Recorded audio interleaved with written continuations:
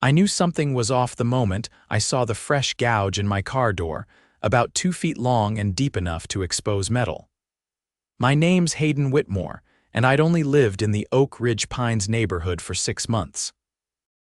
I'm a paramedic, long hours, high stress, and not a lot of patience for nonsense. Especially not HOA nonsense. I crouched down beside my car and ran my fingers along the scratch. It hadn't been there the night before.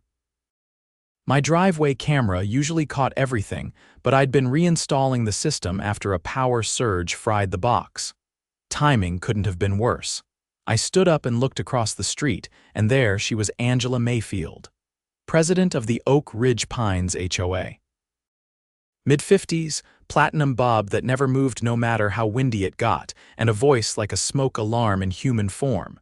She was watering her hedges like she didn't just vandalize my car. I walked over calmly. "Morning, Angela," I said, keeping my tone even. She didn't look at me. "Morning, Mr. Whitmore. Lovely weather, isn't it? You wouldn't know anything about the deep scratch that showed up on my car overnight, would you?" She turned then. "Well, maybe if you paid your HOA dues on time, you wouldn't have these kinds of accidents." I blinked. "Excuse me, you're 3 months behind. That's a violation of Section 4.2 of our payment policy. It's not just irresponsible, it's disrespectful to the community." "I paid," I said. "I sent it in 2 weeks ago. I've got the confirmation email." "Emails don't count until the check clears." "And it hasn't." She smiled without an ounce of warmth. "Maybe next time you'll think twice before ignoring your obligations." I clenched my jaw. "So you keyed my car?" "I didn't say that," she said, turning back to her hose. "But actions have consequences." I walked back to my driveway, heart pounding. That wasn't just an empty threat. She admitted it, sort of. I knew she did it. But without camera footage, it was her word against mine, so I got smart. I reinstalled the driveway camera that night, but I added a second one hidden, angled low, right at bumper height. If she was stupid enough to do it once, she'd try again. I even parked slightly crooked, just enough to make her twitch. I wanted to see how far she'd go, and the next morning. Jackpot! I woke up early, made some coffee, and checked the footage. There she was, Angela Mayfield, at 2:27 in the morning, creeping across the street in her ridiculous pink bathrobe and house slippers. She paused, looked around, then whipped out her keys. I watched in stunned silence as she dragged them across my passenger door with slow, deliberate strokes, like she was signing her name. I couldn't believe it. I'd baited the HOA president, and she took it. I had her dead to rights. Now it was just a matter of timing. I didn't wait. By 6:30 in the morning, I was parked in front of the local police precinct with a USB drive in hand. The desk sergeant, Officer Delaney, gave a low whistle after I showed him the footage on his monitor. "That's clean," he said. "She's deliberate. Knows exactly what she's doing. She's the president of the HOA," I added, "and she thinks she's untouchable." Delaney leaned back in his chair. "You'd be surprised how many of these HOA folks think they're the law. We've had a few reports from that neighborhood, mostly noise complaints, enforcement discrepancies, petty vandalism, but nothing anyone could prove. Until now." He typed something into his system. "You want to press charges?" I nodded. "Absolutely. I want this on record." He filed the report, copied the footage into evidence, and told me a detective would follow up. I left the precinct with a case number and a sense of grim satisfaction. Angela Mayfield had finally picked the wrong neighbor to mess with. By that afternoon, Detective Saul Eddings called me. He sounded like the kind of guy who'd seen too much nonsense to be impressed by any of it. "I watched the footage," he said. "We're issuing a summons for criminal mischief and property damage. Given the evidence, the DA's office is likely to pursue charges." "Good," I said. "I'd also like to look into her role with the HOA. She's been using fines and intimidation to harass residents." "That's outside the scope of the criminal case," Eddings replied. "But if you've got documentation, I'd suggest filing a report with the County Housing Authority. They oversee HOA conduct." I spent the rest of the day compiling everything I could. I downloaded the HOA's bylaws and cross-referenced them with notices I'd received. A few were dated before the actual board meetings where decisions were supposedly made. Others had forged digital signatures from residents, including my neighbor, Mr. Kaufman, who'd been in hospice for months and hadn't signed anything since Christmas. I made copies of everything and submitted a formal complaint to the county's Department of Community Governance. They flagged it for review and promised an audit. By the next morning, the neighborhood was buzzing. Angela's arrest had been swift. Officers arrived at around 8:15, right as she was leaving her house with a clipboard and a fresh stack of violation notices. They didn't cuff her in front of everyone, but they didn't wait for her to go inside either. She tried to argue loudly, but the officers were firm. She was escorted into the cruiser and driven off. I kept my head down and watched from my porch, sipping a mug of black coffee. No need to gloat. The neighborhood was doing it for me. Later that evening, a knock came at my door. It was my next-door neighbor, Regina Torres, a retired school administrator who always wore gardening gloves even when she wasn't gardening. "I heard what happened," she said. "Angela's in real trouble, huh?" I nodded. "Vandalism, they have her on camera." "Good," she said. "She's been harassing people for years.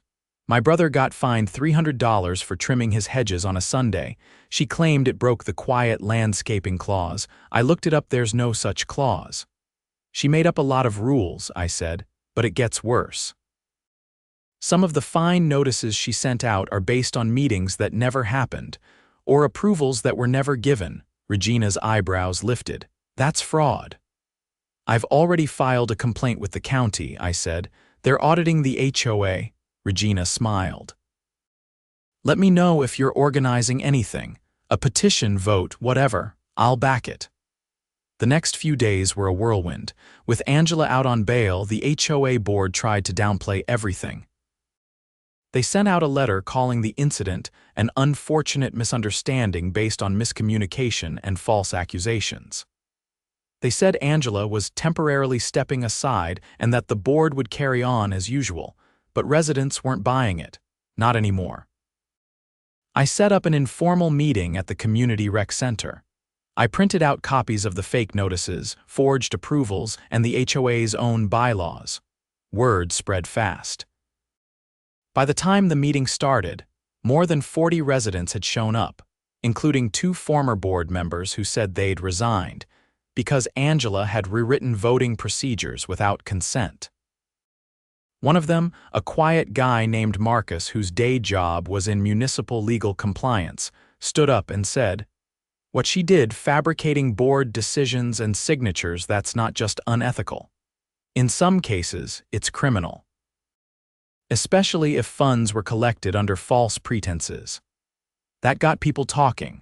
By the end of the night, we had signatures from over 60% of the neighborhood to call a special election under Section 8.3 of the bylaws. That gave us the power to remove and replace the entire board. We filed the motion the next morning. Angela, meanwhile, was facing a misdemeanor charge with a hearing in 3 weeks. But the real unraveling came when the county audit team showed up. 2 officials with clipboards and laptops interviewed residents, reviewed financial records, and photographed documents in the HOA office. That's when they discovered the real bombshell. Angela had been diverting funds. Over the past 18 months, she'd issued over $20,000 in fines, many of them invalid, and deposited the payments into a separate account labeled Board Discretionary. The money had been used for community improvements, but there were no receipts. Just vague descriptions like landscaping consultation and security service trial. One of the officials from the audit team pulled me aside after interviewing 3 other residents. "She's looking at more than just vandalism now. Misappropriation of funds, false billing, maybe even wire fraud depending on how those fines were processed. The DA's office will make the call." Angela didn't show her face for days. Her house was shuttered, blinds drawn tight. Someone said she'd hired a defense attorney from out of town. Didn't matter. The neighborhood had moved on. At the special election, we voted out the remaining board members. Every one of Angela's allies got the boot. A new board formed with residents who actually wanted transparency, Regina among them. They held open meetings, published financials online, and dissolved the discretionary account on day one. I didn't run for the board. I didn't need to. A week later, Detective Eddings called again. "They're filing 2 additional charges," he said. "Fraud and embezzlement. She's going to be tied up in court for a while." "Thanks for letting me know," I said, "and thanks for taking it seriously." "Most people don't bother," he replied. "They let these HOAs walk all over them. Glad you didn't." After the call, I stood on my porch and looked out over the street. Lawns were trimmed, kids were riding bikes again, and nobody was getting fined for leaving their trash bins out an extra hour. Angela's house went up for sale a month later. The listing didn't mention her title or the fact she'd once ruled the neighborhood like a petty tyrant. Didn't matter. Everyone knew, and me. I finally got the scratch on my car repaired, but I left a tiny piece of it untouched, hidden behind the passenger side mirror, a reminder. Not of what she did, but of what happens when you don't back down. The day Angela's house officially went on the market, a cluster of unmarked sedans rolled into Oak Ridge Pines just after lunch. I was off shift and halfway through replacing a leaky garden hose when the first car pulled up in front of the old HOA office at the end of the cul-de-sac. 2 men and a woman stepped out, all in professional attire, badges clipped to their belts. They didn't knock. They used a key. Regina walked up from the sidewalk, wiping her hands on her jeans. "You see that?" "Yeah," I said, straightening. "Those county auditors already came through." "Whoever this is, they're above that." She glanced at them, then back at me. "Federal," I nodded. "Looks like it." The woman with the badge returned to the car and pulled out a slim metal case, the kind I'd seen before during ride-alongs with law enforcement, evidence collection. That meant one thing: whatever the county uncovered had gone further up the food chain. They were inside for less than 20 minutes before they came back out, carrying a desktop tower and 2 fat accordion folders filled with documents. One of the agents looked briefly at my house as they loaded the car. I didn't flinch. I gave a small nod. He returned it. That evening, Marcus, the former board member with the municipal law background, knocked on my door. He was holding a thick manila envelope secured with a metal clasp. "They called me today," he said. "The FBI," I raised a brow. "FBI, they're taking over the case." Turns out Angela wasn't just redirecting fines.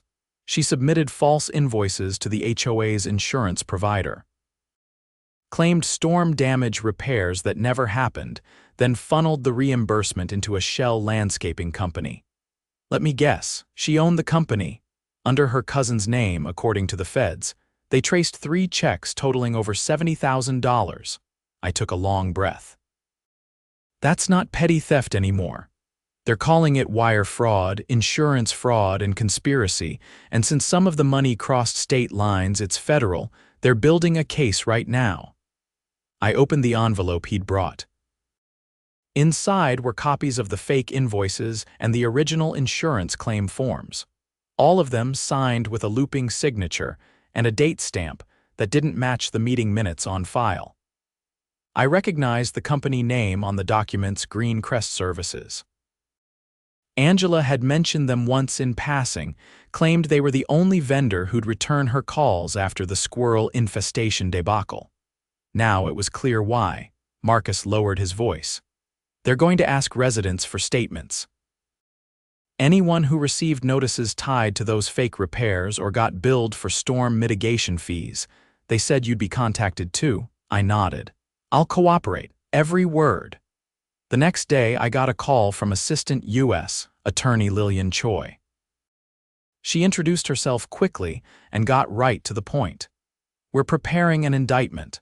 I'd like to schedule a time to review your footage and any other relevant HOA correspondence you've retained." The vandalism charge helps establish a pattern of retaliation and coercive behavior. She was weaponizing the HOA to shake people down, I said. "I've got a dozen emails plus the original notices she sent me. Good, bring everything, she said. We'll issue a subpoena if necessary, but voluntary cooperation goes a long way with the grand jury. I met with her 2 days later at the federal building downtown. The room was sterile, pale blue walls and metal chairs. I laid out what I had: copies of the fines, the board meeting discrepancies, Angela's late-night keying caught on camera. Choi and her paralegal took notes, asked clarifying questions, and thanked me for my time. Before I left, she said, "Your footage is already part of the evidentiary package. But your testimony may help establish motive. If it comes to trial, we'll be in touch." The neighborhood changed quickly after that. The new board worked overtime to implement reforms. They dissolved arbitrary fines, set up a third-party financial reviewer, and created a community vote system for any future policy changes. The HOA's reputation had been scorched, but oddly enough, that made people more willing to engage. No one wanted another Angela. Then, about a week later, I heard the sirens. 3 cruisers, lights spinning silently, pulled up to Angela's house just after sunrise. This time, they didn't knock. They served a federal warrant. She was led out in handcuffs, still in her robe, shouting something about a misunderstanding and vowing to hold everyone accountable. The agents didn't respond. They placed her in the back of a black SUV and drove off without fanfare. Regina called 30 minutes later. "They're charging her with 6 counts of fraud and 1 count of obstruction." "Obstruction?" She told the treasurer to destroy documents after the audit started. He didn't. He kept everything. Turned it over last week. I exhaled through my nose. "That's going to bury her." "That's not even the worst part," Regina said. "The insurance company is suing her personally for restitution. If they win, she could lose the house." "She will. It's built on lies." The trial wasn't quick. It took nearly 5 months before it even reached a courtroom. I testified on the second day, wearing my uniform at the request of the prosecutor. Choi wanted the jury to see who Angela had tried to intimidate: someone who saves lives, not someone gaming the system. During cross-examination, Angela's attorney tried to suggest I had a grudge. "You baited her with your car," he said, hoping she'd retaliate. "I parked in my own driveway," I said plainly. Everything after that was her choice. The jury watched the video again. Angela creeping across the street, key in hand, her robe flapping in the wind. There was an audible gasp from one juror when she turned to check if anyone was watching before starting her slow drag along my passenger door. When I stepped down, Choi nodded once. It was enough. Angela never took the stand. Her lawyers tried to settle mid-trial, but the prosecution refused. The jury deliberated for less than 2 hours, guilty on all counts. She was sentenced to 4 years in federal prison, with an order to pay back over $100,000 in restitution and legal fees. Her house was seized soon after, auctioned to cover part of the judgment. The neighborhood watched in silence as the moving truck pulled away. No one waved, no one looked sad. Months passed. The HOA, once a source of dread, became almost invisible. The new board sent out monthly updates, held open meetings with snacks and folding chairs, and responded to concerns within 48 hours. I even caught myself enjoying the quarterly newsletter, especially the section Regina added called Neighbor Shoutouts.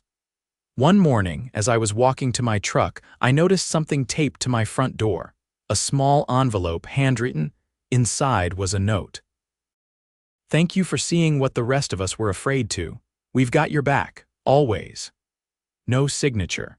Just a simple, quiet acknowledgement that sometimes one person standing firm is all it takes to tip the scale.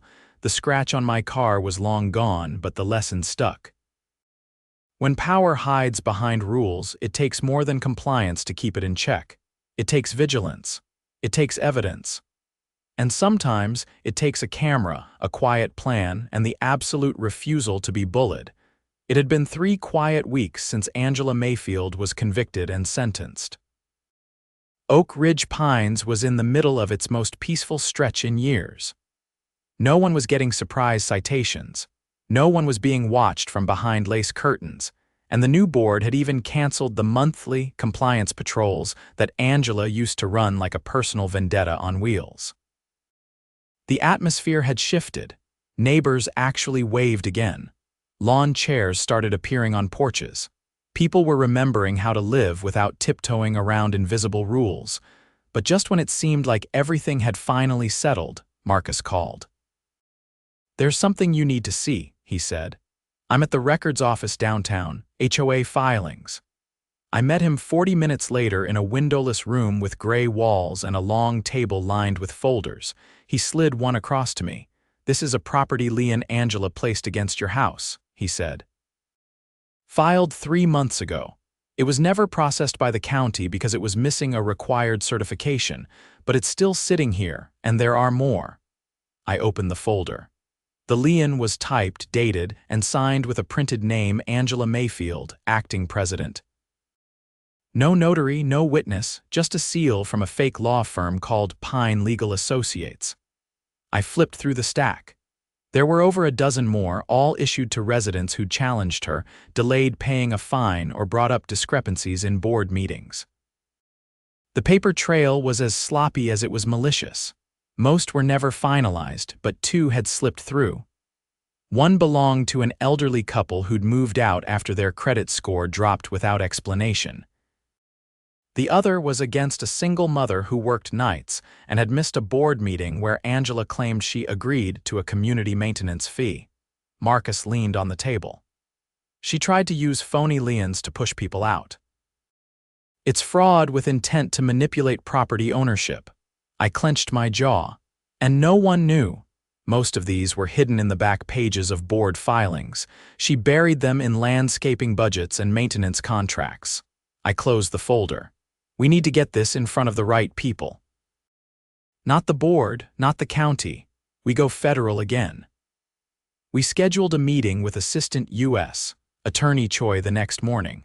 She met us at a federal annex building, this time with another official, Gordon Tull, from the Department of Housing and Urban Development's Office of Inspector General. As we presented the documents, Tull flipped through them with methodical precision. He didn't ask questions until he'd read every page. "This falls under predatory lien practices," he said. "It's rare in HOAs, but not unheard of. If she filed even one knowing it was fraudulent and it caused financial harm, that's a felony." Choi nodded. "We can add it as an enhancement to her sentencing. But if the 2 that went through caused measurable damage, we may open a separate case." "She targeted people she thought wouldn't notice," I said. "People who didn't have the time or resources to fight back." Choi tapped the folder. "We'll subpoena the mortgage and credit records for the impacted parties. If there's financial damage traceable to these filings, we'll pursue restitution." "And the fake law firm?" Marcus asked. "We'll get a cease and desist order filed immediately," Tull said. "If she used it to threaten or charge anyone, that's mail fraud. She may be looking at additional prison time." 3 days later, one of the victims, the single mother, Candace, was contacted by Choi's office. She'd lost her mortgage refinance because of the lien and ended up paying higher interest on a second loan to fix her roof. HUD arranged a legal team to help reverse the damage. The elderly couple had suffered worse. Their house had been sold below value after they gave up trying to resolve the lien. Their son filed a civil suit with assistance from a legal aid nonprofit, and Choi fast-tracked a new investigation. Marcus and I returned to the neighborhood that evening feeling like we'd reopened a wound that never fully healed. Regina met us at the rec center, where the board was reviewing new community proposals. She listened carefully as we explained what we'd found. "I knew it," she said quietly. "There were too many people who just left without a word. They weren't moving on, they were being pushed." "We're making it public," I said. "The board should release a statement. People have a right to know what was done to them." They did. At the next community meeting, Regina stood at the podium and read the findings aloud. Every name affected by a fraudulent lien was notified in writing and given legal contacts. The new HOA board voted unanimously to establish a transparency committee. Residents would now be able to audit any document, any filing, any time. The room was silent as Regina read the last line of the statement. No one should ever be afraid of the people who claim to represent them. That ends now. Applause broke out. It wasn't loud, but it was real. 2 weeks later, Angela's sentence was amended. An additional year was added for financial coercion and fraudulent property filings. Her defense attorney tried to argue mental stress and overwhelming responsibilities, but the judge didn't buy it. She was transferred to a federal facility in another state. This time, there were no appeals filed. Candace was awarded compensation from the HOA insurance pool, now under new management. The elderly couple's son won a settlement that covered their losses and then some, and the fake law firm, HUD, confirmed it had never existed. Angela had created the name using a business card template and a disconnected phone line. I didn't talk much during the final meeting with Choi. I didn't need to. The work was done. The damage had been documented, exposed, and repaired. A month later, the community hosted a barbecue. Not a board-mandated, RSVP-only affair, but a real one: grills, kids playing tag under porch lights, paper plates balanced on laps. Someone brought a band. Regina handed out flyers for a neighborhood cleanup event. Marcus was laughing with a couple of new residents near the drink table. I stood by my truck, plate in hand, watching it all. Angela's house had been sold to a young family, a nurse, and a mechanic with twin toddlers who liked to wave at everyone who passed. The blinds were open. A wind chime hung from the porch. Regina walked over holding a cup of lemonade. "Feels different now," she said. "It is," I said. "We did more than get rid of her. We rebuilt the whole thing." "You ever think about joining the board?" she asked. I shook my head. "I think I'll keep my distance. Besides, I've got enough emergencies during the day," she laughed. "Fair enough." As she walked away, I looked at the house across the street one last time, not out of bitterness, not out of memory, just to make sure it was still empty of everything that used to poison this place. It was, and it would stay that way.